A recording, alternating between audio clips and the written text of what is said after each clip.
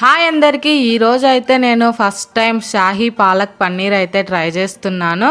ఇక్కడైతే పాలకూరను అయితే వేడి నీటిలో వేసి వేడి చేసి తర్వాత పక్కన తీసుకోవాలి. ఇంకా మనం ఒక బాండి పెట్టుకొని దాంట్లో అయితే ఉల్లిపాయలు, అల్లం, వెల్లుల్లి, టమోటాలు అన్నీ పచ్చివాసన పోయేంత వరకు అయితే వేపుకొని పక్కన పెట్టుకోవాలి. అది బాగా చల్లారిన తర్వాత అవి టమోటాలు మనం ముందుగా వేడి చేసుకున్న పాలకూరను అయితే తీసి మిక్సీ అయితే పట్టేసి అదే ఆయిల్లో అయితే పచ్చివాసన పోయేంత వరకు అయితే గ్రేవీని అయితే బాగా ఉడికించాలి. ఆయిల్ పైకి తేలేంత వరకు. ఆయిల్ పైకి తేలిన తర్వాత అయితే కొంచెం గరం మసాలా, ధనియాల పొడి, షాహీ పన్నీర్ మసాలా అన్నీ వేసిన తర్వాత మనం ముందుగా వేయించి పెట్టుకున్న ఈ పన్నీర్ ముక్కలను అయితే వేసి ఒక కప్పు వాటర్ అయితే వేసి ఒక 5 minutes అయితే ఉడికిస్తే చాలు.